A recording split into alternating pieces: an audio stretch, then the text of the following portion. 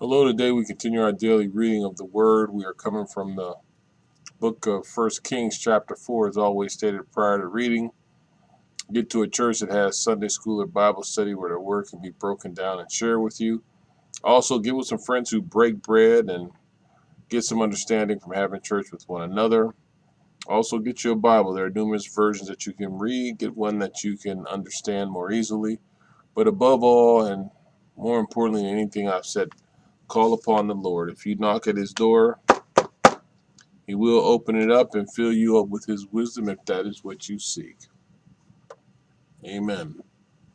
So King Solomon ruled over all Israel, and these were his chief officials: Azariah, son of Zadok the priest, Eliphorah and Ahijah, sons of Shisha, secretaries, Jehoshaphat, son of Ahilud, recorder, Benaiah, son of Jehoiada, commander-in-chief, Zadok and Abiathar, priests, Azariah, son of Nathan, in charge of the district governors, Zabud, son of Nathan, a priest and advisor to the king, Ahishar, palace administrator, Adoram, son of Abda, in charge of forced labor. Solomon had 12 district governors over all Israel who supplied provisions for the king and the royal household. Each one had to provide supplies for 1 month in the year. These are their names: Ben-Hur in the hill country of Ephraim, Ben-Dekar in Mazak, Shalabim, Beth Shemesh and Elon Bethan, Ben-Hesed and Arabuth, Sukkah,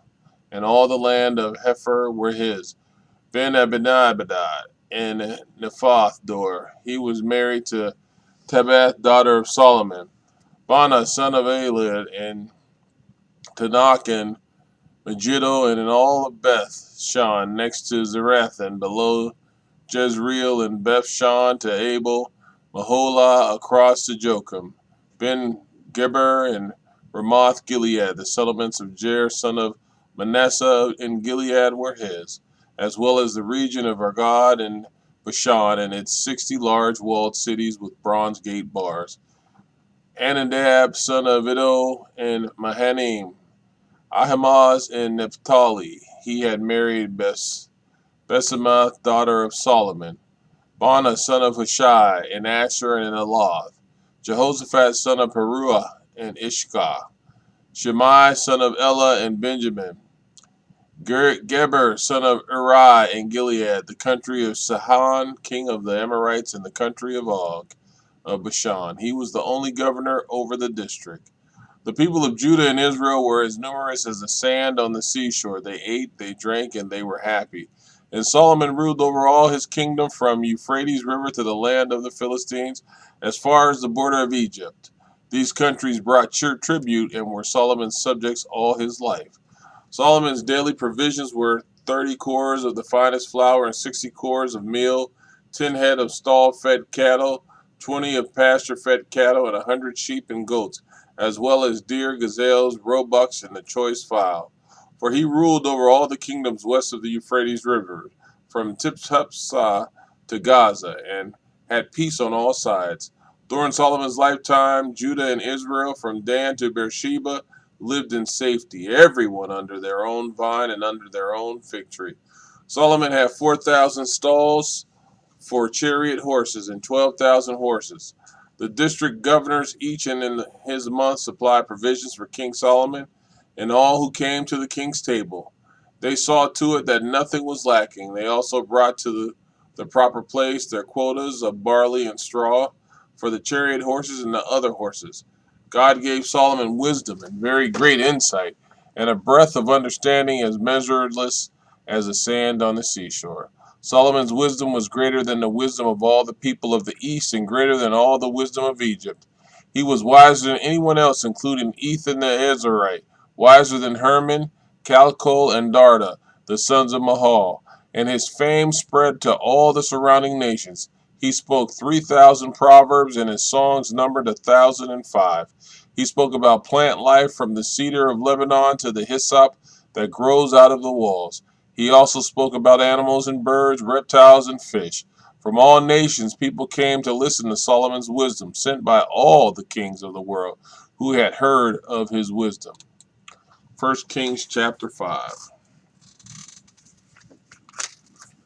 When Hiram, king of Tyre, heard of that Solomon had been anointed king to succeed his father David, he sent his envoys to Solomon because he had always been on friendly terms with David. Solomon sent back this message to Hiram. You know that because of the wars waged against my father David from all sides, he could not build the temple for the name of the Lord his God until the Lord put his enemies under his feet. But now the Lord my God has given me rest on every side, and there is no adversary or disaster.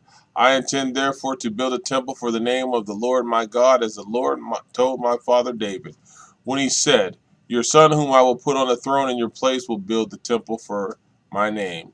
So give orders that cedars of Lebanon be cut for me. My men will work with yours, and I will pay you for your men whatever wages you set. You know that we have no one so skilled in timber as felling timber as the Sidonians. Where Hiram heard Solomon's message, he was greatly pleased and said, praise be to the Lord today, for he has given David a wise son to rule over the great nation. So Hiram sent word to Solomon, I have received the message you sent me and will do all you want in providing the cedar and juniper logs.